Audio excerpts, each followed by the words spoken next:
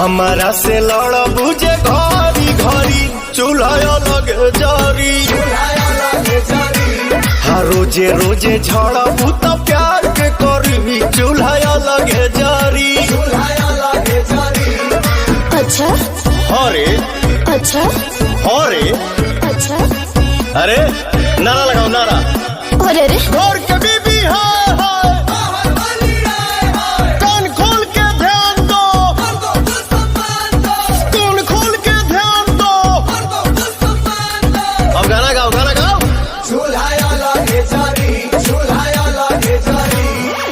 तीनों टाइम खाना खोजे ला बैठल बैठल अब के तोहार हम छोड़ाए देब बैठल। तो सुनिए श्रीमती जी मैं भी कम नहीं हूँ। बोलिए ना। यदि घर में मर्द से लड़ाई होगा सुना चलो निकालो जल्दी ताड़ाताड़ी। इतना चलबे गंडगोल होबे रे गंडगोल। हमारा से लड़ा बुझे घरी घरी चूल्हा लगे जारी। रोजे रोजे झड़ा तो प्यार के करी चूल्हा लगे जारी।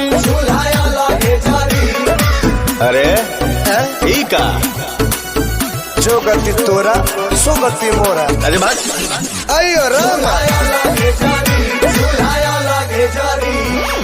घर में रहे के बात रहो हमरे रोल से ना तो पिटोइबो पवन रोज कोनो छोल से।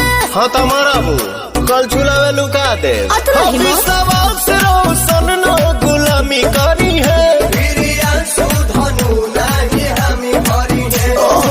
हमरे से फेंको जदी बड़ी बड़ी। मैं नहीं बोलता हूँ लेकिन मुझे भी गुस्सा आता है। मुझे तो पता ही नहीं था। हमारा से लड़ा बुझे घरी घरी चूल्हा लगे जारी। रोजे रोजे झड़ा तो प्यार के करी चूल्हा लगे जारी। अच्छा चलो ठीक बा माफ करनी।